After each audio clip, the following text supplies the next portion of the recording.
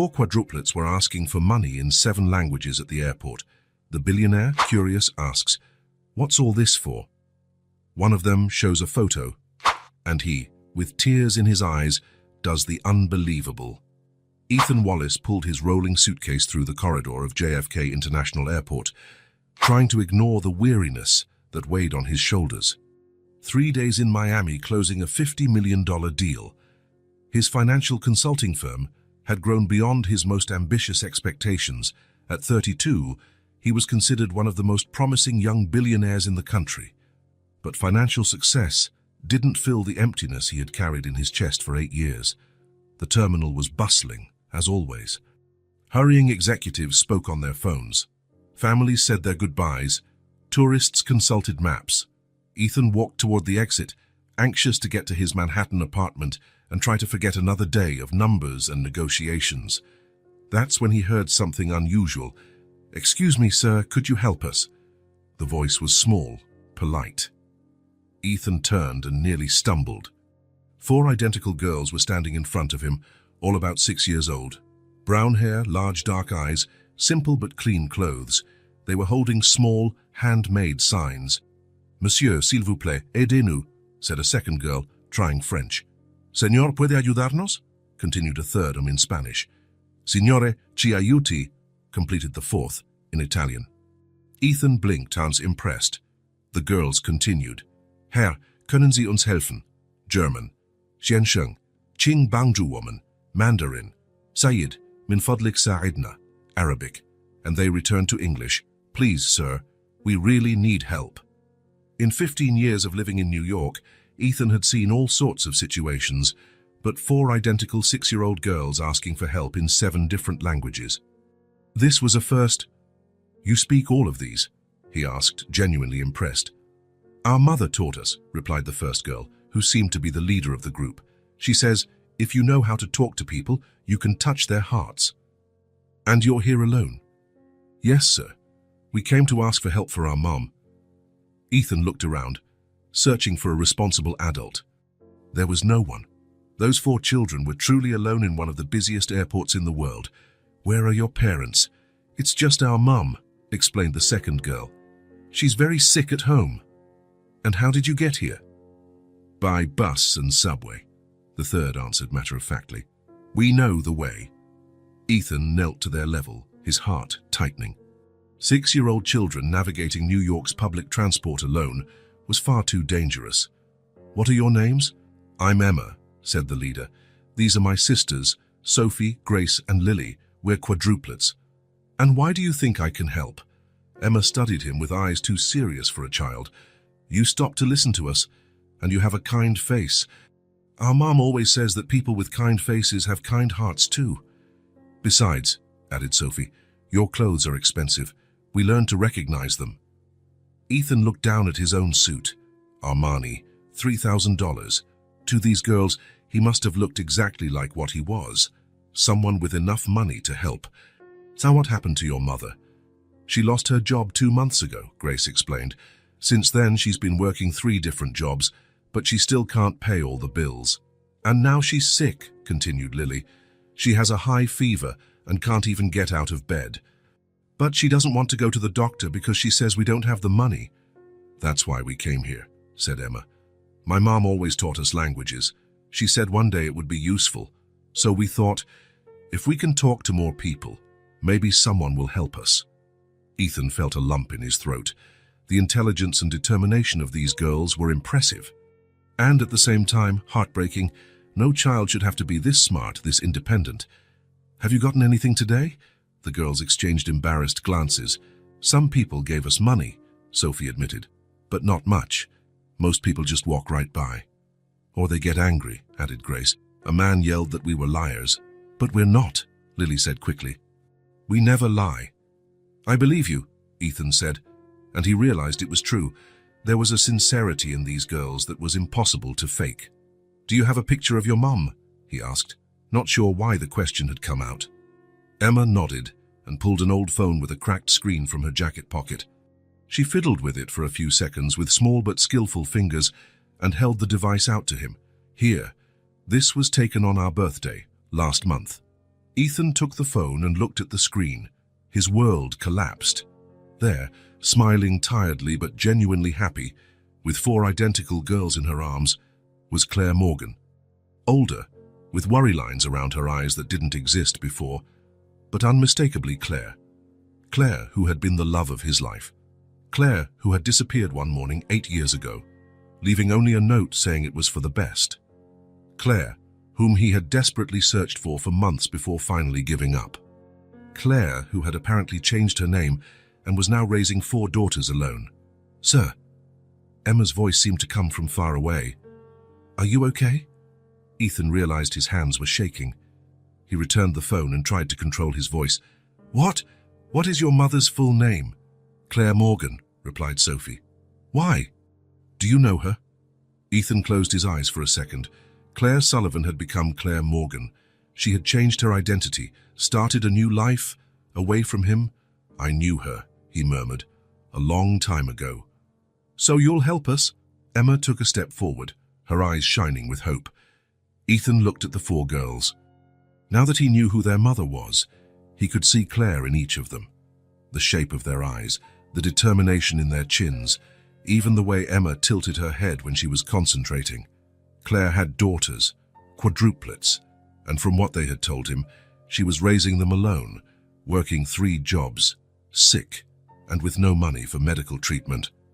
The woman he had loved more than life itself was suffering, and her daughters, who were the same age they had dreamed their own children would one day be, were begging in an airport. "Where do you live?" he asked, his voice coming out hoarser than he intended. "Queens," Grace replied. "A small apartment, but it's ours." "Come on," Ethan said, picking up his suitcase. "Let's go see your mother." "Really?" Emma's eyes widened. "Are you really going to help us?" Ethan looked at her, at all of them, and felt something he hadn't felt in 8 years. Purpose, a reason to use all the money he had accumulated. "I'm going to do more than help," he said, surprising himself with his own determination. "So I'm going to take care of you." The drive to Queens was an emotional roller coaster. Ethan had called his private driver, and the girls were amazed by the luxurious car. "Wow, it's like in the movies," Lily whispered, touching the leather seat with reverence. "Are you very rich?" Grace asked with the frankness typical of children. "Yes," Ethan answered simply. "They're very rich. And are you really going to help our mum?" Sophie wanted to know. "I'm going to help your mum and you, I promise." Emma studied him in the rearview mirror. "Why are you crying?" Ethan brought a hand to his face. Surprised. He was crying. Silent tears that he had held back for 8 years were finally finding their way out. "Yeah, sometimes adults cry when they're happy," he said, trying to explain the unexplainable. "Our mom cries like that sometimes," Lily observed, "when she thinks we're not looking." The tightness in Ethan's chest grew. Claire cried alone. Claire, who had always been strong, independent, was breaking in silence. "Tell me about her," he asked. What is she like now?" "She's the best mom in the world," Emma said immediately. "She works so hard to take care of us.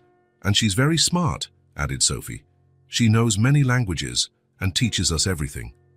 "And she makes the best pancakes when she has the ingredients," said Grace, licking her lips. "But sometimes she gets very sad," Lily admitted, "and especially when the bills arrive." "She never talks about our dad," Emma said suddenly.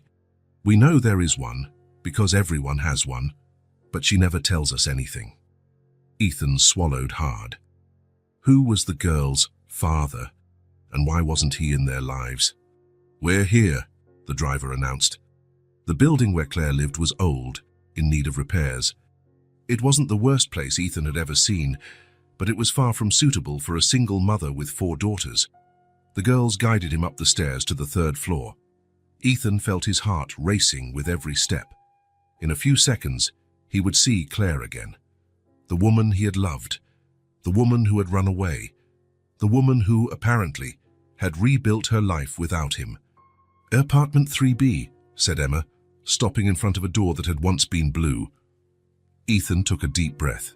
8 years of unanswered questions were about to have at least a few answers. Emma knocked on the door. "Mommy, it's us, and we brought a surprise." Slow footsteps approached. The sound of several locks being undone, clear evidence that Claire worried about security in a neighborhood that probably wasn't the safest. The door opened, and there she was. Claire looked smaller than he remembered, thinner, more fragile. She was wearing wrinkled pajamas and her hair was tied in a messy bun. She was clearly sick, pale, with deep dark circles under her eyes, trembling slightly. But it was still Claire. They were still the same eyes that had mesmerized him 8 years ago. It was still the woman he had loved more than life itself. She looked first at her daughters, relief evident on her face. Then her eyes turned to Ethan. The transformation in her expression was instantaneous. Shock, terror, something that might have been hope or panic, he couldn't distinguish. "You," was all she managed to say, her voice coming out as a strangled whisper. "Hi, Claire," Ethan said, trying to keep his voice steady despite the emotional earthquake he felt. "So as your daughters found me?" Claire looked at the girls with a mixture of pride and desperation. "I told you not to go out alone," she murmured. "But Mommy, you were so sick," Emma protested. "And we got help. This is Mr. Ethan, and he's very rich and very kind." "And he knows you," added Sophie excitedly. "He cried when he saw your picture." Claire closed her eyes, as if trying to wake up from a nightmare, or maybe trying to go back into one. "Come in," she said finally, stepping away from the door. "Please." The apartment was small but organized. Second-hand furniture, walls that needed painting, but everything was clean and lovingly cared for.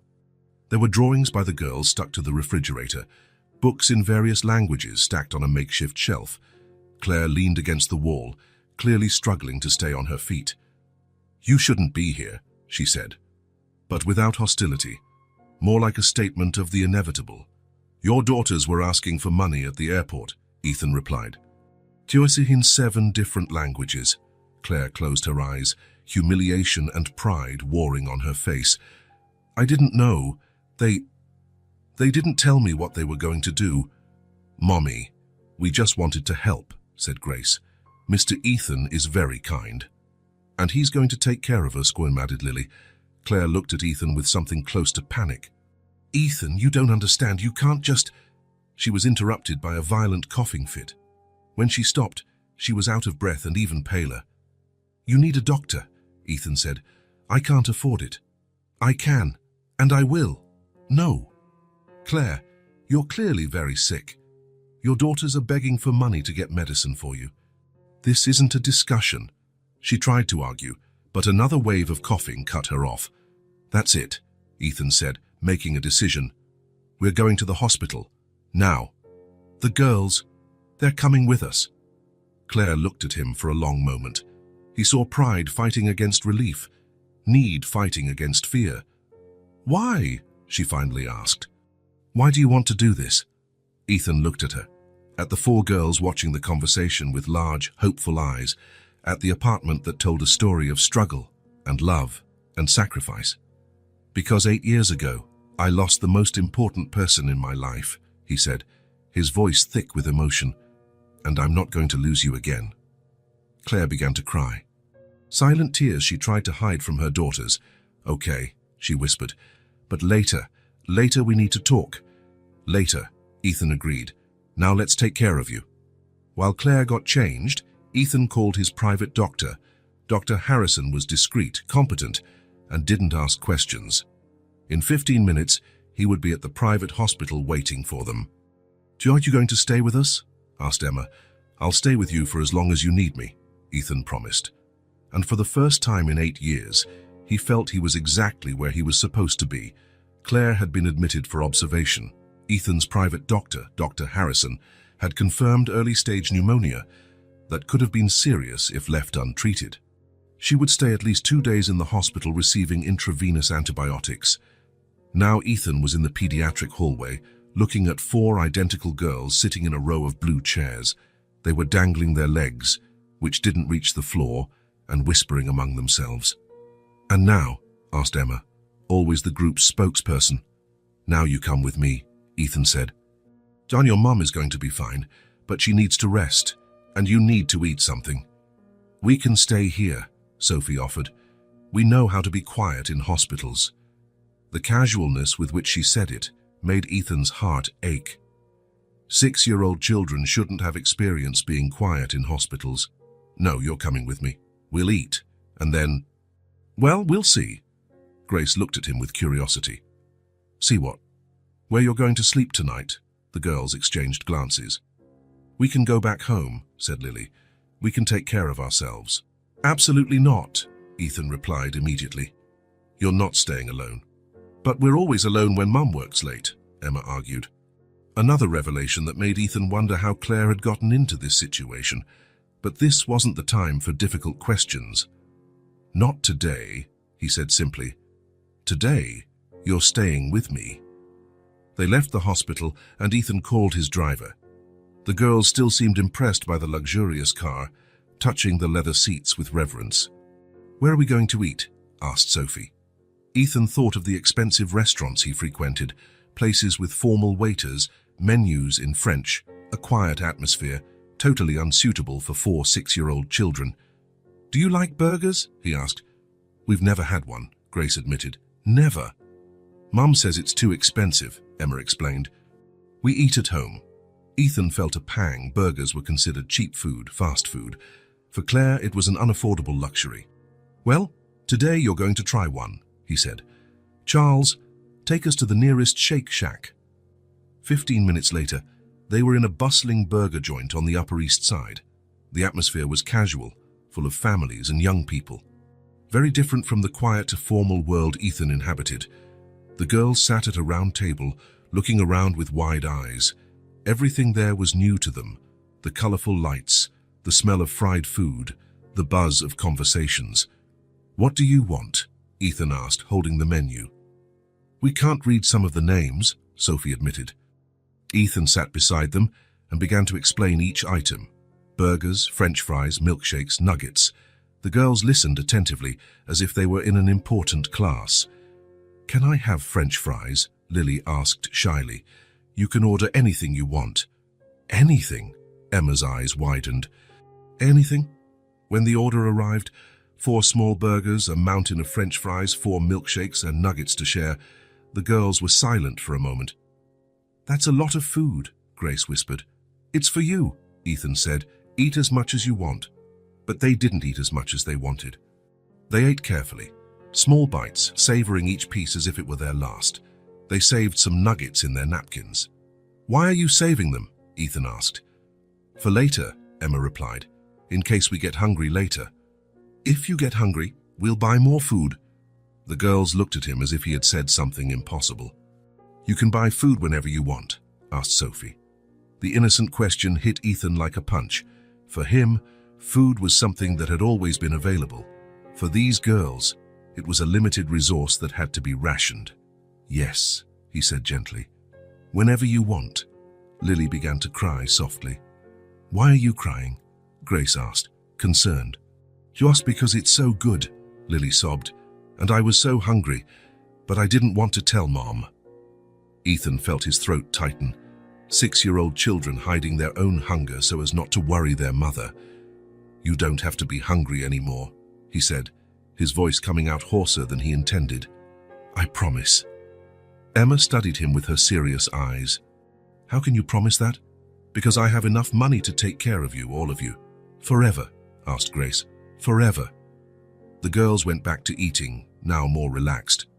Ethan watched each of them, trying to identify their individual personalities. Emma was clearly the leader, always speaking for the group, always alert. Sophie seemed to be the most observant, paying attention to everything around her. Grace had a natural sense of humor, making little jokes that made her sisters laugh. Lily was the most sensitive, the one who expressed the emotions the others tried to hide. You are all very different from each other, he observed. Everyone says we're the same, said Sophie. But we know it's not true. How do you tell each other apart? It's easy, replied Grace. Emma always frowns when she's thinking. Sophie bites her lip when she's nervous. Lily plays with her hair when she's sad. And I... She paused and thought, well, I laugh more than the others. And how do outsiders tell you apart? They don't, Emma said matter-of-factly. At school, the teachers always get us mixed up. Sometimes we switch places just to see if they notice. And do they notice? Never. The four of them laughed together. Ethan smiled. It was the first time he had seen them truly relaxed, acting like normal children. And at home, does your mum get you mixed up? Mum never gets us mixed up, Lily said with pride. She always knows who is who, even in the dark. How? She says each of us has a different smell, Sophie explained, and different ways of breathing when we sleep. Claire's dedication to knowing each daughter individually touched Ethan deeply. Even raising four identical girls alone, she had made an effort to recognize the uniqueness of each one. What do you like to play?" he asked, changing the subject. "We make up stories," said Emma. "And we play school. I'm always the teacher." "Of course you are," Grace muttered, making her sisters laugh. "And what do you all like to do?" "I like to draw," said Sophie, "especially people." "I like to sing," said Grace. "My mom taught us some songs." "I like to read," said Lily, "even if I don't know all the words yet." "And I like to take care of my sisters," Emma said simply. Again, Emma's premature maturity made Ethan's heart ache. At 6, she had already taken on a role of responsibility that shouldn't be hers. "Today you don't have to take care of anyone," he said. "Emma, today is just for playing." "Where?" asked Grace. "At my house." When they finished eating, Ethan took them to his apartment in Manhattan. It was a penthouse overlooking Central Park, decorated by a famous designer. Everything in neutral tones, expensive furniture, modern art on the walls, elegant, sophisticated, and completely impersonal. The girls came in and stood in silence, looking around with reverence. "Wow," Sophie whispered. "It's like a museum." "You can touch everything," Ethan said quickly. "You can sit wherever you want, play wherever you want." But they remained standing at the entrance, clearly intimidated. "We won't break anything?" Lily asked worriedly. "And if you do, it's okay. They're just things." Emma looked at him skeptically.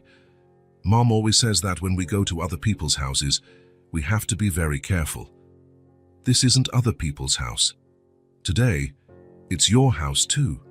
Gradually, they began to explore. Timidly at first, touching things with care, then with more confidence.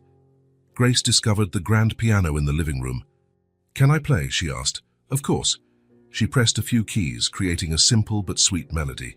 Soon the other three joined her, softly singing a song Claire had taught them. Ethan sat on the sofa, watching. His house had always been silent. He would come home from work, have dinner alone, watch TV alone, sleep alone. Silence was his constant companion. Now there was music. There was laughter. There was life. Sophie found paper and a pencil on Ethan's desk and started to draw. Soon she was making portraits of her sisters, surprisingly detailed for a 6-year-old. Lily discovered the library and sat on the floor, flipping through books she couldn't fully read yet, but whose pictures fascinated her. Emma, always observant, approached Ethan. "Do you live here alone?" she asked. "Yes." "Don't you get lonely?" The simple question hit Ethan in the chest. Yes, he got lonely, terribly lonely, but he had gotten used to the loneliness, had learned to live with it. "Sometimes," he admitted. "We never get lonely," said Emma, "because there are 4 of us. Even when we're sad, there's always someone to keep us company." "You're lucky." "We are. Mom always says God gave us to each other so we would never be alone." Ethan looked at the 4 girls scattered around his living room. Grace was still at the piano, now trying to play something more elaborate. Sophie had moved to the large window and was drawing the city view. Lily had found a book of photographs of exotic places and was flipping through it carefully. And for the first time in 8 years, Ethan didn't feel alone. "Mr. Ethan," Grace stopped playing the piano. "Doyson, can I ask you something?" "Of course." "Why did you cry when you saw our mum's picture?" The other 3 stopped what they were doing and looked at him, clearly curious about the same thing. Ethan thought about how to explain without getting into details too complex for children. "Your mum and I knew each other a long time ago," he said carefully. "We were special friends, but we lost touch." "How did you lose touch?" asked Sophie. "Sometimes adults make complicated decisions," he said, repeating Claire's own words from the day before. "Our mum always says that," Lily observed, that adults complicate everything. Your mum was always smart. Did you like her? Emma asked directly. Very much. And now? Ethan hesitated. How could you explain to a 6-year-old that you had never stopped loving someone, even after 8 years of separation? I still like her, he said simply. So are you going to get back together? Grace asked hopefully. I don't know. That's a decision your mum has to make too. She'll want to, Emma said with conviction. Mum gets sad sometimes, we see it, and sad people need people who like them. Their simple wisdom surprised Ethan again. You're all very smart, he said. Mum taught us to pay attention to things, Sophie explained. She says when you really pay attention, you can understand what people are feeling. And what do you think I'm feeling right now? The four looked at each other, as if communicating silently. Happy? Grace said finally. But also a little scared. Why? Because it's been a long time since you've had real company, Emma observed. Now you have 4 all at once. And that's scary. No, said Lily. It's good. The house is better with people in it. Ethan looked around. She was right. The apartment that had always seemed elegant and sophisticated now just seemed cold. But with the girls there, with their drawings scattered about, with the sound of the piano and their conversations, everything felt more alive. You're right, he said. It's much better. They spent the rest of the afternoon exploring the house. They discovered the balcony with a view of the park, the guest room that had never been used, the gourmet kitchen where Ethan rarely cooked. You have a lot of food here, Sophie observed, looking at the full pantry. And no children to help eat it, added Grace. Now I have 4, said Ethan. As evening fell, the girls started to get sleepy. It had been a lot of emotions in one day. Their mother's illness in the hospital, the food at the burger joint and the new house. Where are we going to sleep? Asked Emma. Ethan realized he hadn't planned this properly. He had a guest room, but only one king-sized bed. Do you usually sleep together? Always, said Lily. So we have 2 beds in our room, but sometimes we all sleep in one. Especially when we're worried, added Sophie. Are you worried today? A little bit, Emma admitted. About Mom being in the hospital. She's going to be fine, Ethan assured them. Dr. Harrison is the best doctor I know. He prepared the guest room, putting extra pillows on the large bed. The girls took baths one at a time. Though identical, each had little different rituals. Emma brushed her teeth for exactly 2 minutes. Sophie fixed her hair even though she knew she was going to sleep. Grace sang softly in the shower. Lily always checked that the door was securely closed. When they were finally all in bed, wearing t-shirts Ethan had improvised as pajamas, they looked too small in the big bed. Mr. Ethan, Grace called out in the dark. Yes? Thank you. For what? For taking care of us, and our mom. You don't have to thank me. Yes, we do, said Emma. Mom always says that when someone is kind to us, we should thank them. Your mum taught you well. She taught us to be polite even when we're sad or scared, added Sophie. And are you scared now? A little, Lily admitted, but less than if we were alone. Ethan sat in the chair beside the bed. Do you want me to stay here until you fall asleep? Can you? Emma asked hopefully. Of course. He settled into the armchair and watched the 4 girls get comfortable in bed. They arranged themselves naturally, Emma on the edge, always in a position to protect the others, Sophie and Grace in the middle, close to each other, Lily on the other edge, her thumb near her mouth though she no longer sucked it. In a few minutes, their breathing had become regular. Ethan remained seated, watching. For the first time in 8 years, he wasn't alone at home. For the first time in 8 years, there was real life in his silent rooms. For the first time in 8 years, he felt like he belonged somewhere. The girls had filled a void he didn't even know existed, not just the physical silence of the house, but something deeper, an absence of purpose, of real connection, of love. Now there were 4 little people depending on him, 4 futures he could help shape, 4 hearts he could protect, and maybe, just maybe, a chance to win back the love he had lost 8 years ago. Ethan smiled in the dark, listening to the girls' soft breathing. For the first time in a long time, he was exactly where he wanted to be. The next morning, Ethan woke to the sound of soft giggles coming from the kitchen. For a moment, he was disoriented. He hadn't woken up to the sounds of other people in his house in 8 years. He got up and found the 4 girls sitting at the kitchen table, sharing a bowl of cereal they had found in the pantry. They were eating slowly, each taking small spoonfuls. "Good morning," said Ethan. "Good morning, Mr. Ethan," they replied in unison.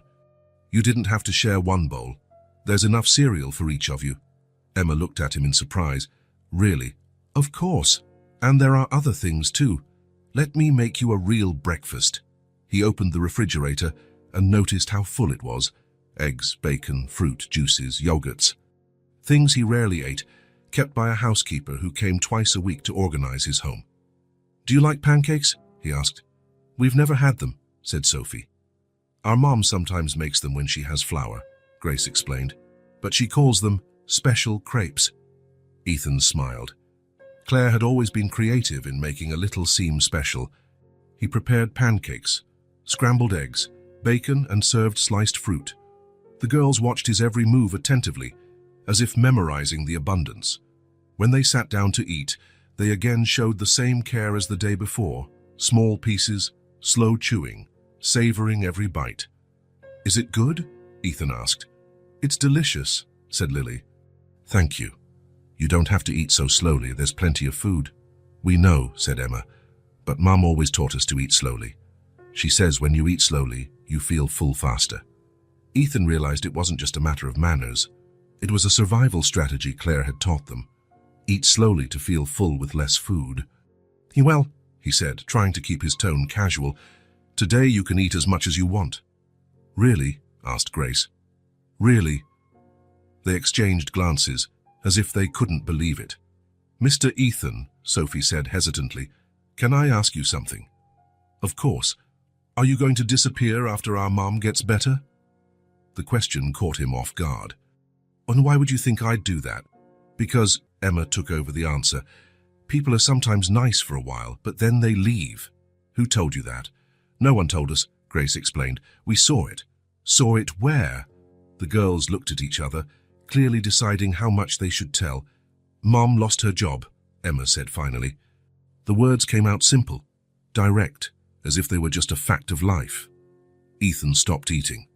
"When did that happen?" 3 months ago, Sophie replied. "She worked at a big store, handling the numbers, but they said they didn't need her anymore. And after that, she looked for other jobs," Grace continued. "But it's hard to find one. Especially when you have 4 daughters and can't work at night." Ethan felt a tightness in his chest. Claire had always been brilliant with numbers, organized, efficient. To imagine her being rejected in interview after interview. "Sometimes there's no food," Lily said softly, as if confessing a secret. "Lily," Emma gently scolded. "But it's true," Lily continued. "Sometimes Mum says she's not hungry, but we know she is. She just wants us to eat first." Ethan put his fork down on the plate, unable to continue eating. "Does she do that often?" "When there's not much food," Sophie confirmed. "She says she's already eaten, but we hear her stomach rumbling at night." "And you never told her you knew?" "We tried," said Grace. "But she gets sad when she realizes, so we pretend we don't see." Their maturity was both impressive and heartbreaking. 6-year-old children protecting their mother's feelings, pretending not to notice her hunger so as not to hurt her. "And what about the house you live in?" Ethan asked gently. "If we don't pay the rent, we have to leave," Emma said matter-of-factly. "The man who manages the building has already come to talk to Mom several times." "Is he mean?" Ethan asked.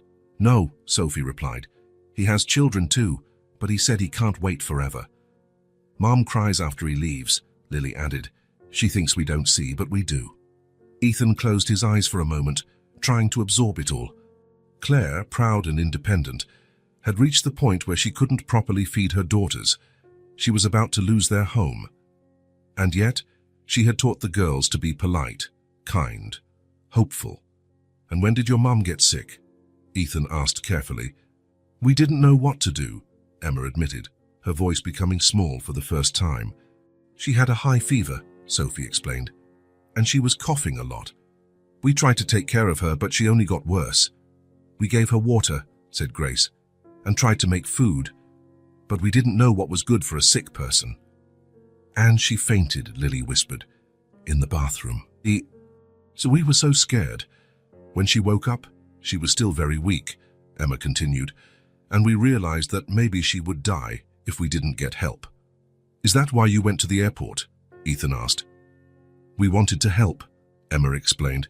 Mum always says that when you have a problem, you have to think of a solution. So we thought that a lot of rich people pass through the airport. People who have money to travel by plane, added Sophie, and who come from different places. We thought maybe some would want to help a family, Grace continued. And we knew how to talk to different people, said Lily. Mom taught us many languages. You are very brave, Ethan said. We're not brave, Sophie corrected. We were just scared. Of what? Of what would happen to us, Lily admitted. If Mom got very sick and couldn't take care of us anymore. Or if we had to go to different houses, Grace added in a small voice. Different houses? If something happened to Mom, Emma explained, they might have to separate us. Because 4 kids are a lot for just one family to want. Ethan's heart broke. They had considered the possibility of being separated. 4 girls who had never spent a day apart, imagining being divided among strangers. You worry a lot about your mom, Ethan observed. Of course, said Emma. She takes care of us all the time. We want to take care of her too.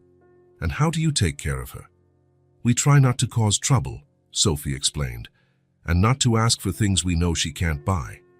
And we try not to get sick, added Grace, because doctors are expensive. And if we see she's very sad, we make drawings for her, said Lily, or sing the songs she taught us. But when she got sick, Emma continued, we didn't know how to help. We had never seen her so weak. We were afraid she would go away forever, Lily whispered. Like Daddy, Grace added softly. Ethan looked at them, surprised. You remember your father?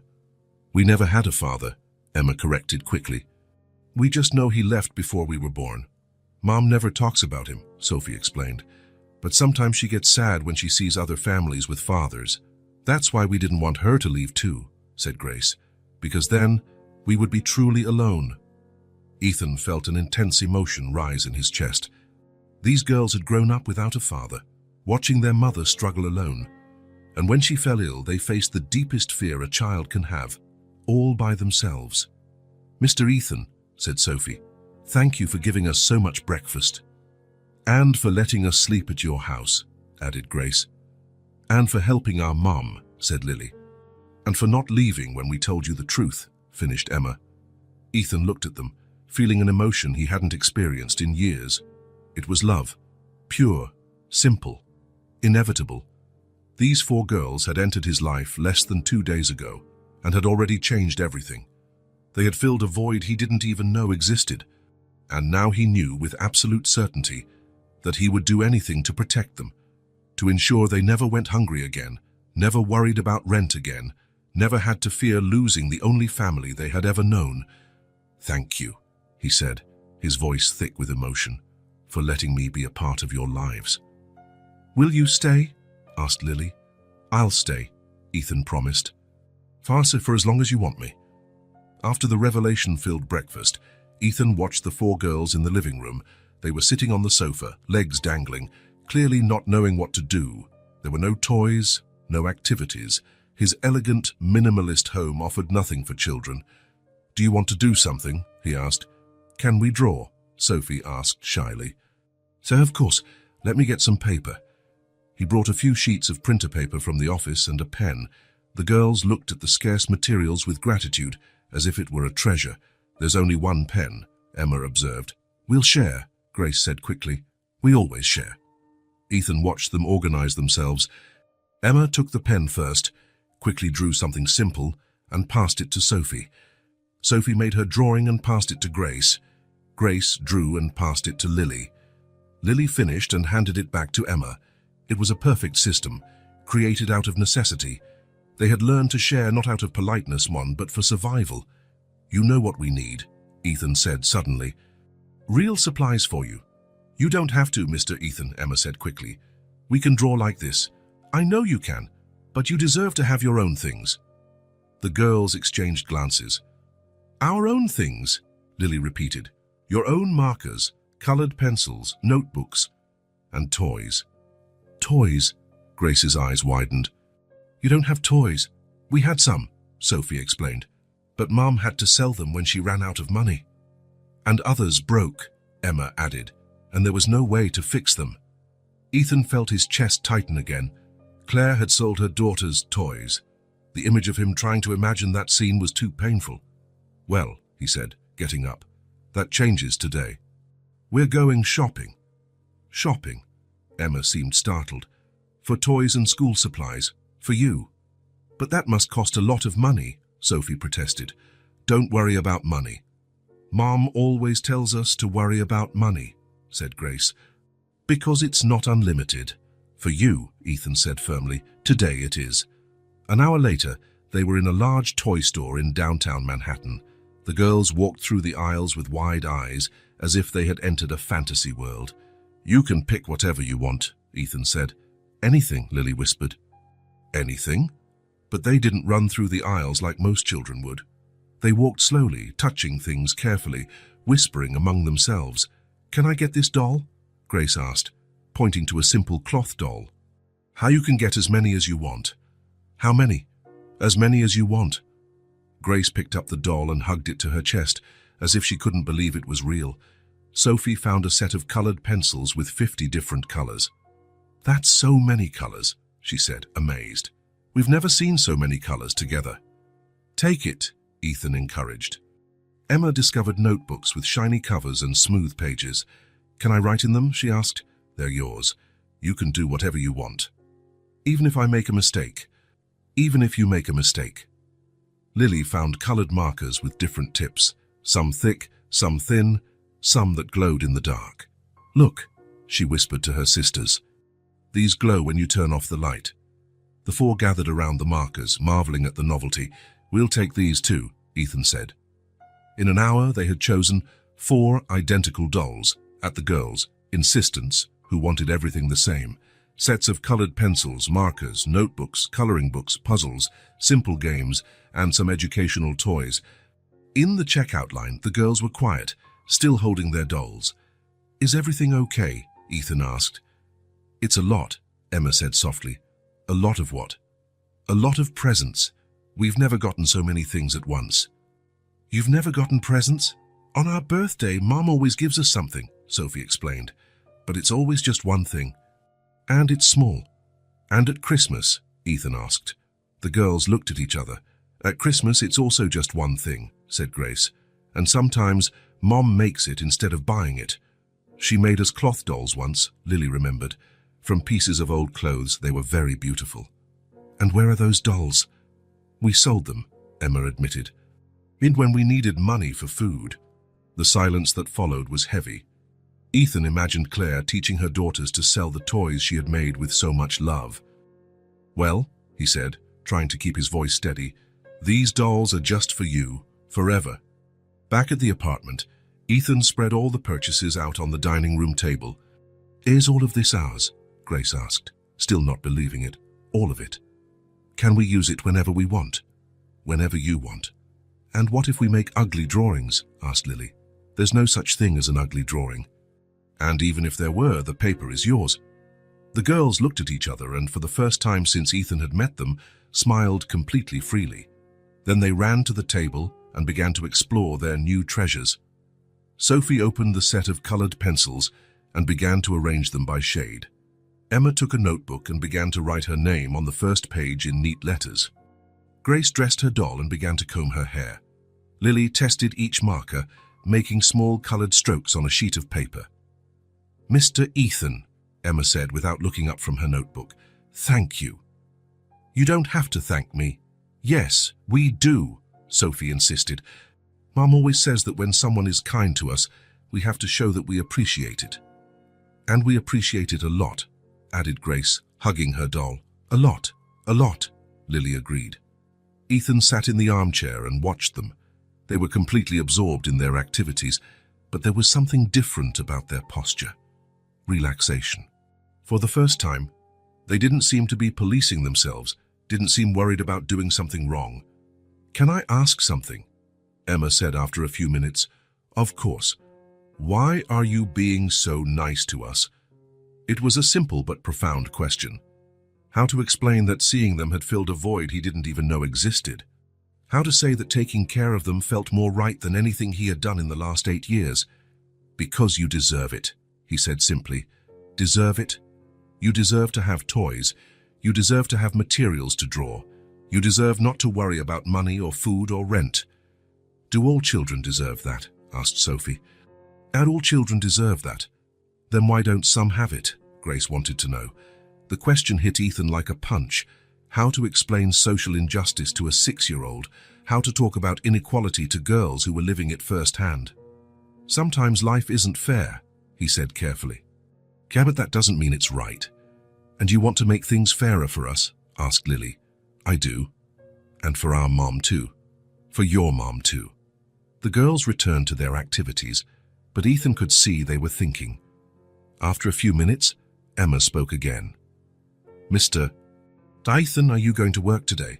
Normally I would, but you can work, she said quickly. We won't bother you. Don't worry about it. But we do worry, Sophie explained, because we don't want you to lose your job because of us. How do you know about losing a job? Our mum lost hers, Grace said simply, and then it was very hard to find another one. Ethan realized they had learned about consequences in a very adult way. They knew that a lost job meant lost money, that lost money meant problems. I work from home anyway, he explained, and I'm my own boss. So you can't get fired? Asked Emma. I can't. Good, Lily sighed. Then we don't have to worry. I'll work from home, Ethan said. Play, but don't disturb me, okay? The girls beamed, exchanging excited glances. Okay, they said in unison. Can we play while you work? Asked Grace. You can play whenever you want. Without having to be quiet, Sophie wanted to know. So without having to be quiet, and without worrying if we're making noise? Asked Lily. Without worrying about anything. For the first time, Ethan saw something he hadn't seen before in their faces. Freedom. For the first time, they had a place to play without guilt, without fear, without worry. Ethan settled in his office, but left the door open so he could hear the girls. The sound of their voices, laughing and talking, created a soundtrack that made work more pleasant than it had been in years. Around noon, he realized he had something important to do. Girls, he called. They appeared at the office door, all with paint-stained hands. Are you okay here by yourselves for a few hours? We're always by ourselves, said Emma. We know how to take care of ourselves. I know you do, but today I'm leaving someone with you anyway. Why? Because you don't have to take care of yourselves alone anymore. Ethan called a nanny agency he occasionally used for corporate events. In 30 minutes, Margaret, an experienced Irish lady, was at the door. This is Emma, Sophie, Grace, and Lily, Ethan introduced. They are very special. Hello, dears, said Margaret with a warm smile. What beautiful dolls you have. The girls hid behind Ethan, still shy with strangers. Margaret will stay with you for a few hours, Ethan explained. You can play normally. She's just here to make sure everything is okay. Are you coming back? Asked Lily. I'll be back in a few hours. I promise. You really promise? Emma insisted. I really promise. He kissed each of their foreheads, a gesture that came naturally as if he had always done it, and left. On the way to Queens, Ethan thought about what he was about to do. It was a significant step, a declaration of intent. But it was necessary. The building where Claire lived looked even more dilapidated in the daylight. The peeling paint, the broken windows, the entrance in need of repair. It was not a safe place for 4 children. Ethan found the building manager on the ground floor, a middle-aged man with a tired expression. Can I help you? The man asked. I'm here to talk about Claire Morgan, apartment 3B. The manager's expression changed. Look, I know she's going through a tough time, but how much does she owe? Ethan interrupted. What do you mean? In back rent? How much does she owe? The manager hesitated. Are you her family? I'm a friend, and I want to clear the debt. It's 4 months of back rent, said the manager. $3,200. Ethan took out his checkbook. And the rent for the next 6 months. You want to pay 6 months in advance? I do. As he filled out the check, Ethan said, "They don't owe anything more, and they will never hear threats again." The manager looked at the check, surprised by the amount. "Sir, this is very generous, but it's not generosity," Ethan cut in. "It's necessity. These girls need stability. And does Ms. Morgan know you're doing this? She will. But for now, I want the worry of rent to disappear from their lives." Back in the car, Ethan felt lighter. It was a small but significant step. Claire and the girls would have at least 6 months without worrying about housing, but he knew it was just the beginning. There was much more to be done. When he got home, he found the girls in the kitchen with Margaret having a snack. They ran to him as soon as they saw him. "Mr. Ethan," they shouted, hugging his legs. "Did you miss me?" he asked, laughing. "A lot," said Grace, "but we were good." "They were little angels," Margaret confirmed. "So very polite and careful." After Margaret left, the girls went back to their toys. Ethan watched them, noticing how they seemed more relaxed, freer. For the first time in their lives, they had the freedom to play without guilt, without fear, without worry.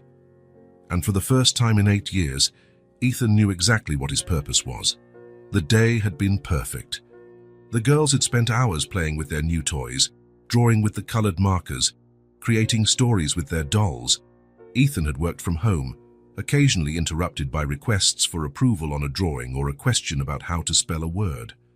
Around 7 in the evening, they had dinner together. Ethan had ordered pizza, another novelty for the girls, who ate with their usual care but now with more frequent smiles.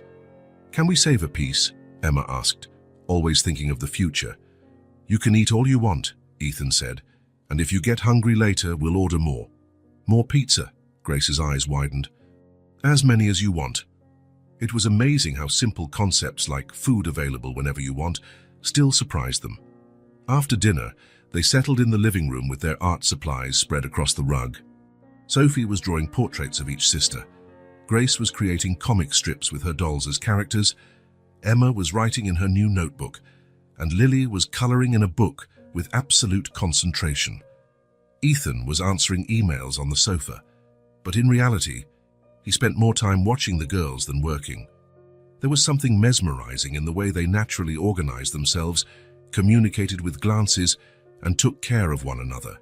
It was then that the first clap of thunder echoed. The 4 girls instantly stopped what they were doing, like alert deer. "It was just thunder," Ethan said calmly. "It's going to rain." But the second clap of thunder was louder, closer. The apartment windows trembled slightly. Emma stood up and walked to the large living room window. Outside, the sky was dark, heavy with thick clouds. Lightning cut across the distant horizon. "It's a big storm," she observed, her voice trying to sound casual but failing to hide her concern.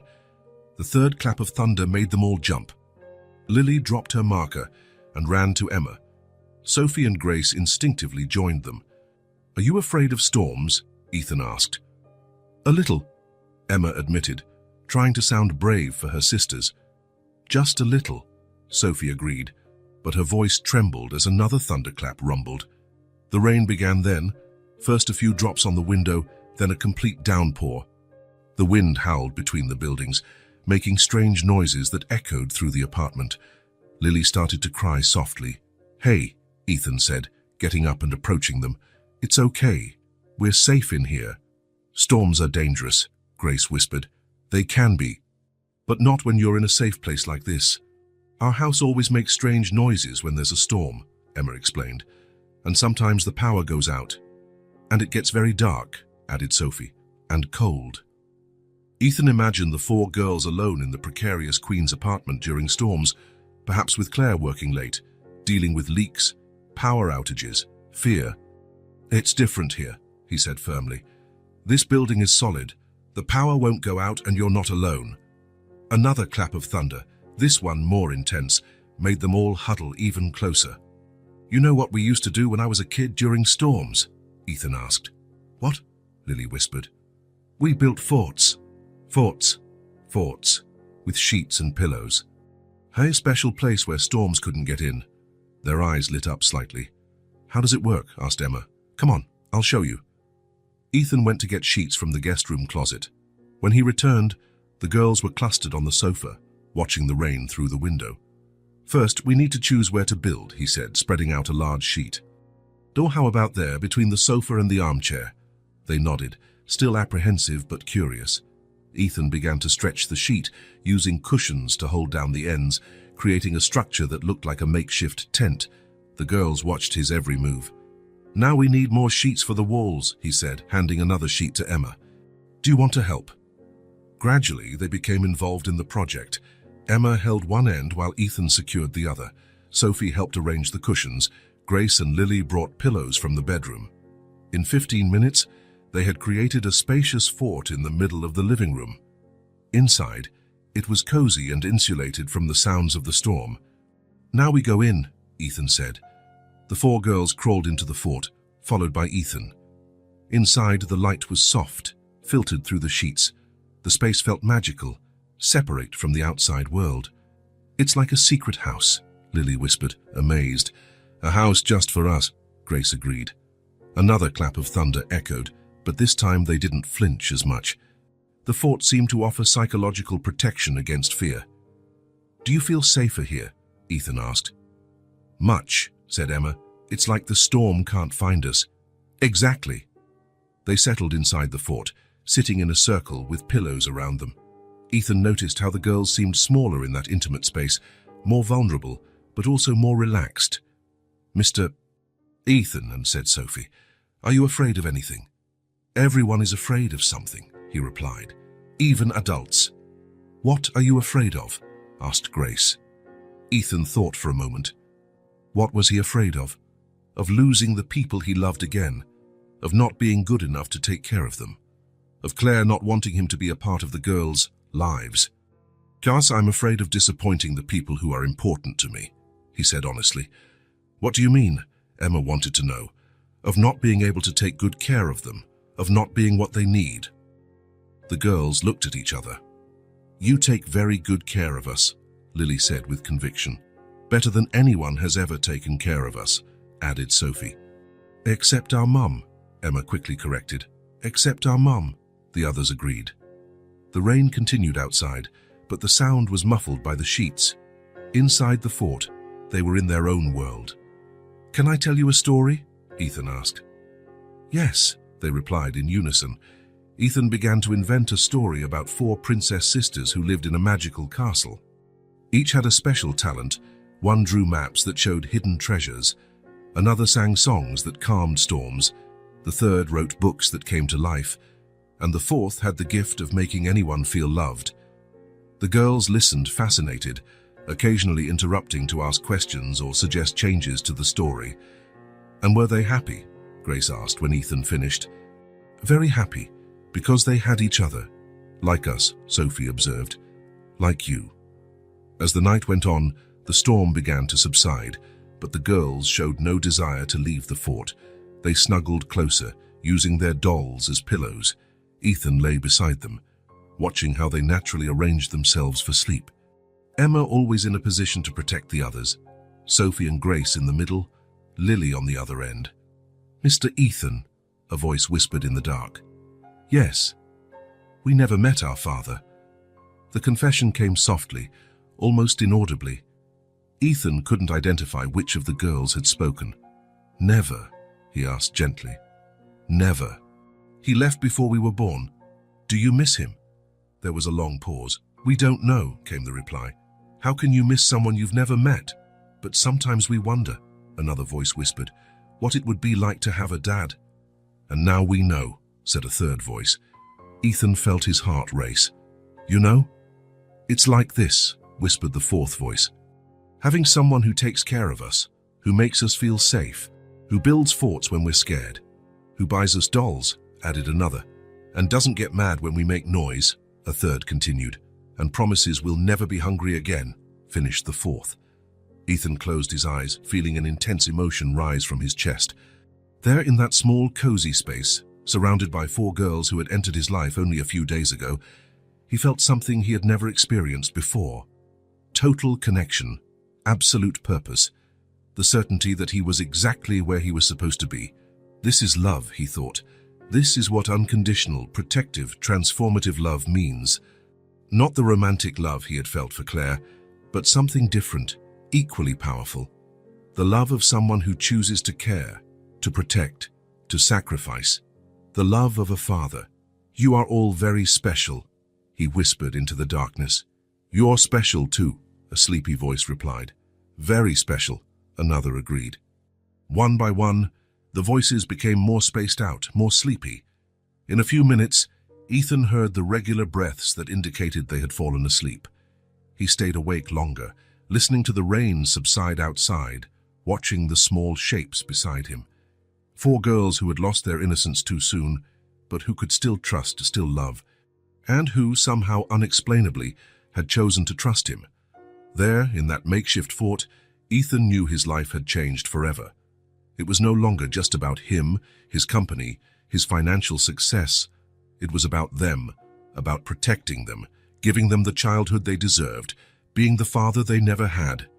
And for the first time in 8 years, Ethan slept with a heart completely at peace.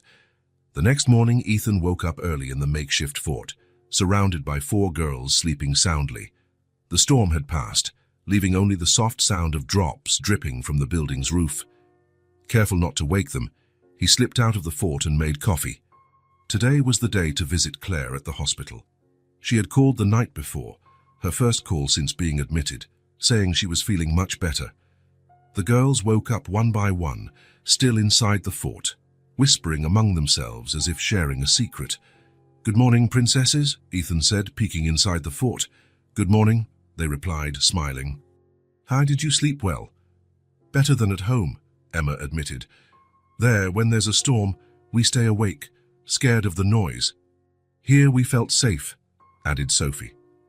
After breakfast, they got ready to go to the hospital. The girls were anxious to see their mother, but also worried. "Is she really going to be okay?" Lily asked for the 3rd time. "She's going to be great," Ethan assured her. Dr. Harrison said she was much better yesterday. At the hospital, they found Claire sitting up in bed, with much more color in her face. She was wearing hospital pajamas, but her eyes were bright and alert for the first time since Ethan had found her again. "Mommy!" the girls shouted, running to hug her. "Hey, my princesses," Claire said, kissing each of them. "I missed you so much." "We missed you too," said Grace. "But Mr. Ethan took very good care of us." Claire looked at Ethan over her daughters' heads. There was gratitude in her eyes, but also something else, a mixture of relief and concern. "Hi," she said simply. "Hi, how are you feeling?" "Much better. The doctors say I can be discharged today." "That's great." The girls settled on the bed around Claire, each competing to tell their adventures of the last 2 days. They talked about the diner, the new toys, the fort Ethan had built during the storm. Claire listened to everything attentively, asking questions, smiling at the funny parts. But Ethan could see she was processing much more than her daughter's words. She was assessing how different they seemed. More relaxed, happier, more secure. "The girls must be a handful," Claire said when they paused in their narrative. Ethan looked at her directly. "So you have amazing daughters, and I'm already very fond of them." Something passed through Claire's eyes, surprise, perhaps relief. "They really are amazing," she agreed. "They're all the good I have in the world." "Mommy," said Emma, "Mr. Ethan bought us dolls and markers and notebooks." "And he let us eat pizza," added Grace. "Shanty built a fort when we were scared of the storm," said Lily. "And he said we'll never be hungry again," finished Sophie. Claire looked at Ethan again, this time with an expression he couldn't decipher. "Can you guys go see if there's anything interesting in the hospital gift shop?" Claire suggested to the girls. "Here's a little money." She took a few crumpled bills from the nightstand. "They don't need money," Ethan said quickly. "I'll take care of it." "Ethan, girls, go check out the gift shop. Buy whatever you want." After the girls left, Claire and Ethan were alone for the first time since their reunion. The silence stretched between them, heavy with 8 years of unsaid words. "Thank you," Claire said finally, "for taking care of them, for paying for the hospital, for everything." "You don't have to thank me." "Yes, I do." She hesitated. "I know you must have a lot of questions." Ethan pulled a chair closer to the bed and sat down. I have one question, he said calmly. Why did you leave? Claire closed her eyes and leaned back against the pillow. When she opened them again, they were shining with unshed tears. It was too much pressure, she began, her voice trembling slightly. I was being judged. Your mother told me I wasn't good enough. Ethan felt a familiar anger rise in his chest. His mother had always been controlling, but he didn't know she had pressured Claire directly. What did she say to you? Many things. That I wasn't educated enough to be with you, that I would hinder your career, that you would get tired of me, and it would be better for me to leave before that happened. Claire, I loved you, Ethan. The tears began to flow. But I thought disappearing was for the best. For you. For your future. You didn't have the right to make that decision alone. I know. But I was 19 and terrified. Your mother seemed so sure I was going to ruin your life. Ethan stood up and began to pace the small room, trying to control his anger. And then, what happened after you left? Claire wiped her face with the back of her hand. I tried to start over. I got a job, a small apartment, and then I met someone. Ethan stopped pacing. The girl's father, David. She said the name as if it had a bitter taste. He seemed kind, caring. He said he loved me. We were together for a few months, and then I found out I was pregnant.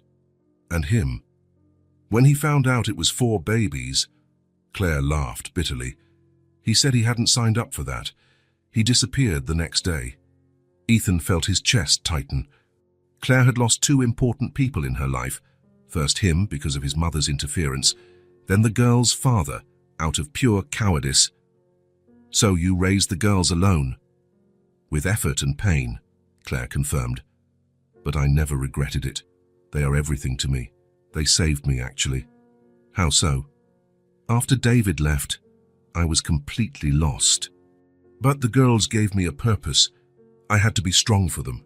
I had to find a way to survive. Ethan returned to the chair and, hesitantly, took Claire's hand. I never forgot you, he said, his voice thick with emotion. I spent 8 years wondering what I had done wrong, why you had left.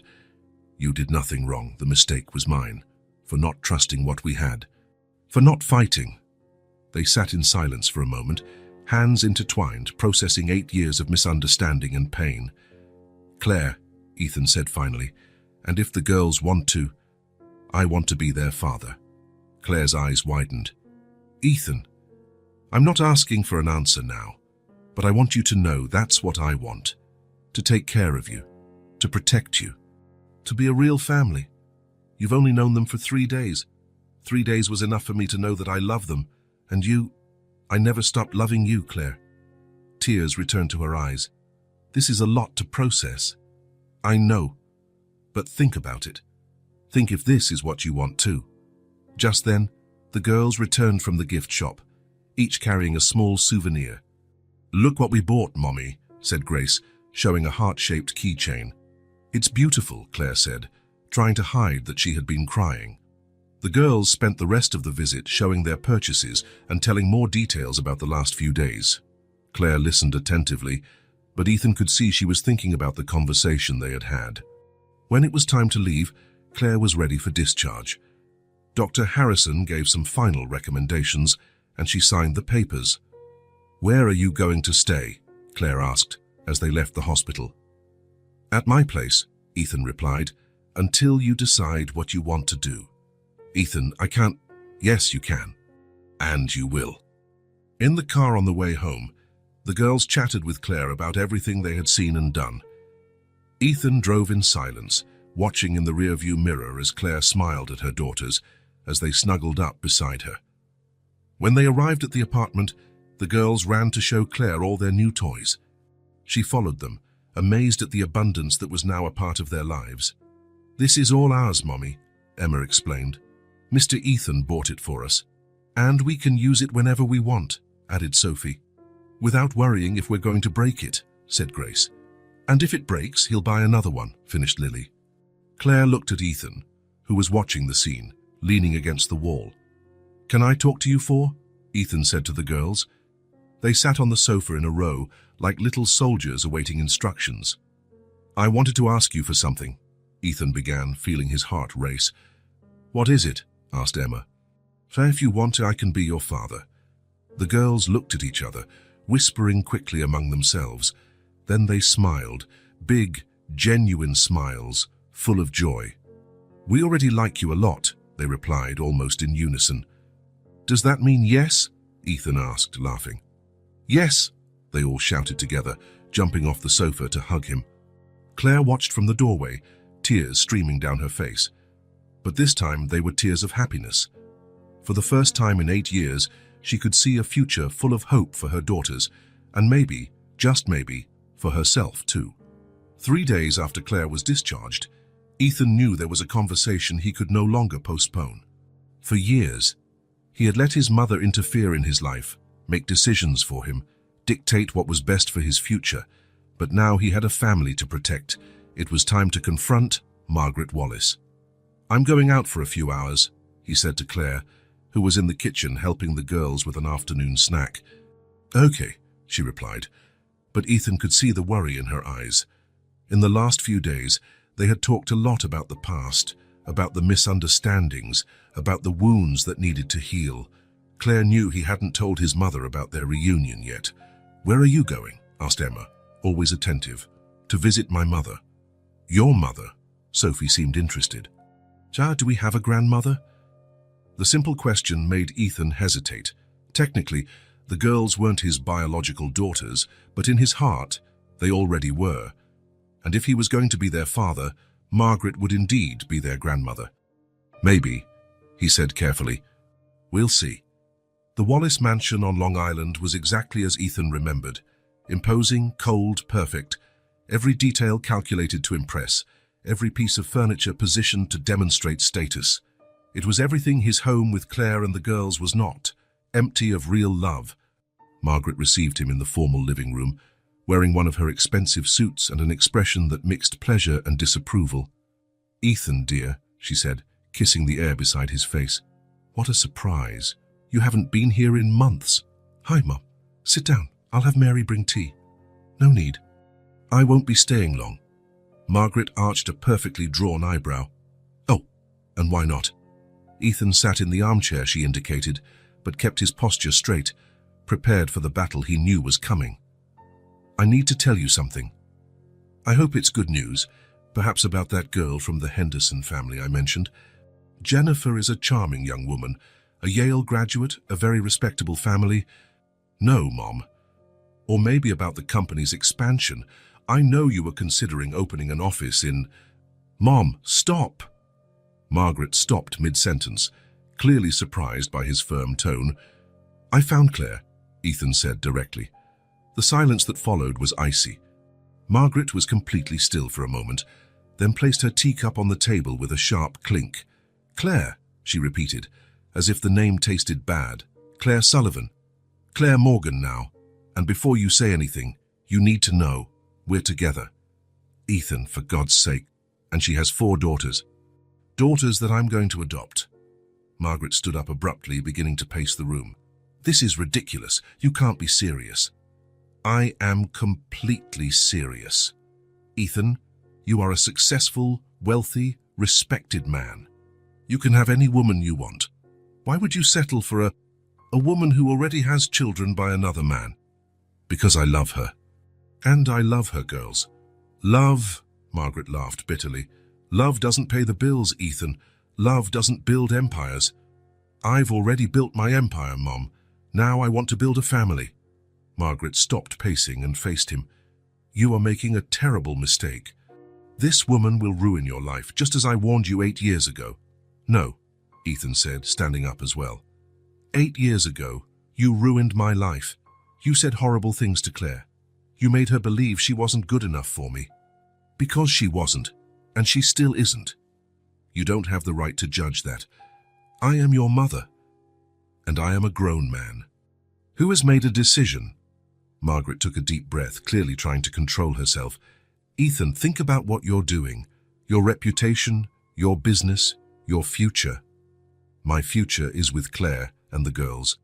"And what if she's just after your money? A single woman with 4 daughters suddenly finds a billionaire." "Enough!" Ethan's voice came out louder than he intended. "Enough, Mum." Margaret looked surprised. She wasn't used to him raising his voice. "I found Claire. We are together. And I don't want you to interfere in my life anymore. Ethan, I don't want to hear another word against Claire or the girls. If you want to be part of our lives, you'll have to accept all of us. If you can't do that, then you won't be a part. Are you giving me an ultimatum? I'm giving you a choice." Margaret sat down slowly, as if her legs could no longer support her. "I just want what's best for you," she said, her voice sounding smaller. "I know, but what's best for me is Claire and the girls. If you can't accept that, then you don't really want what's best for me." Ethan walked to the door, then stopped. "They are incredible girls, Mom. Smart, loving, brave. If you give them a chance, you might find that being a grandmother is better than being controlling." And he left, leaving Margaret alone in the cold room. On the way back to Manhattan, Ethan felt lighter than he had in years. He had finally set boundaries, stood up for the people he loved, taken control of his own life. But when he got home and saw Claire and the girls playing in the living room, a new realization hit him.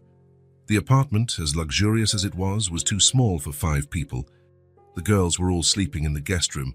Claire was on the sofa bed in the living room. There was no space to really play, to grow, to be a real family. They needed a house. The next morning, Ethan called the best real estate agent in New York. "I need a house," he said. "Big enough for a family of 5 with a yard. In a good neighborhood, with excellent schools nearby. What kind of budget are we considering, Mr. Wallace?" "Unlimited. I need the perfect house." 2 weeks later, they were standing in front of a renovated Victorian house in Westchester, 40 minutes from downtown Manhattan. The house was large without being ostentatious, elegant without being cold. It had 6 bedrooms, a spacious kitchen, a living room with a fireplace, and best of all, a huge yard with trees to climb and enough space for 4 girls to run freely. "Is it ours?" Emma whispered, looking at the facade. "It's ours," Ethan confirmed. "For real?" asked Sophie. "For real." "Forever?" Grace wanted to know. "Forever. Even if we make a mess?" asked Lily. "Especially if you make a mess." The girls looked at each other for a second, then burst into shouts of joy and ran towards the yard. They didn't wait for the agent's explanation, didn't want to see the inside first. They ran straight for the lawn, rolled in the grass, discovered every tree, every corner of the space that was now theirs. Claire stood at the entrance, watching her daughters run free for the first time in their lives. Tears streamed down her face, but she was smiling. "They've never had space to run," she said softly to Ethan. "Now they do. It's too big, too expensive. It's the right size for our family." Claire turned to look at him. "Our family. Our family."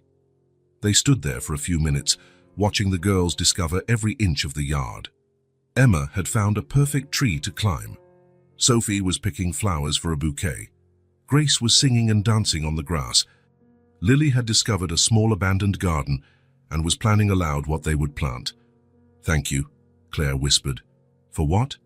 "For giving us a home, a family, a future." "Thank you," Ethan replied, "for letting me be a part of it." That night, at their first dinner in the new house, sitting around the large kitchen table, Ethan looked at his family. Claire was serving the food. The girls were chattering about their plans for the garden, and for the first time in 8 years, he was exactly where he belonged. He had made the choice that changed everything, and he didn't regret it one bit. 6 months after moving into the house in Westchester, on a sunny spring morning, Ethan woke to the familiar sound of giggles coming from the garden. Through the bedroom window, he saw the 4 girls playing among the flowers they had planted together. Claire was in the kitchen making coffee, wearing the blue robe he had bought for her. Her hair was in a messy bun, and yet Ethan thought she had never looked more beautiful. "Good morning," he said, kissing the nape of her neck. "Good morning. The girls woke up early today. They're excited." "And you?" Claire turned to look at him, smiling. "Excited too. Today was their wedding day. It wouldn't be a grand ceremony. It would be intimate, simple, perfect. Just the 5 of them and the justice of the peace in the garden of the house that was now everyone's home." "Are you still sure?" Claire asked, touching his face. "I've never been more sure of anything in my life." 2 hours later, the garden had been transformed. White chairs were arranged in a semicircle around a small makeshift altar under the girls' favorite tree. The girls wore identical dresses in a light pink shade. Each held a small bouquet of flowers from their own garden. Claire wore a simple but elegant dress in a cream tone. She had left her hair down, the way Ethan had always liked it. "It's time," announced Emma, who had appointed herself the official ceremony organizer. They took their positions under the tree. The justice of the peace, a kind, middle-aged man, smiled at the assembled family. "We are here today to celebrate not only the union of Claire and Ethan," he began, "but the official formation of a family that has already existed for some time."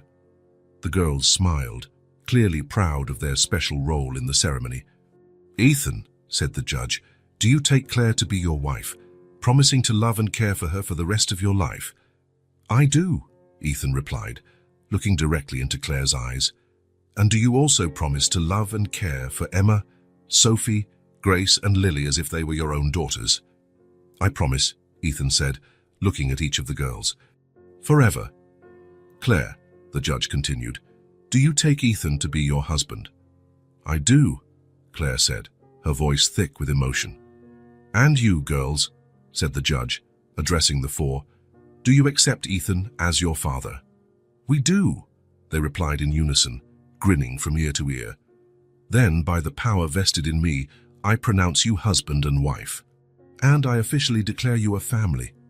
Ethan kissed Claire softly, and the girls burst into applause and shouts of joy, throwing flower petals into the air. It was more than a wedding. It was the official formation of something that had already existed in their hearts for months. After the ceremony, they had a simple lunch in the garden.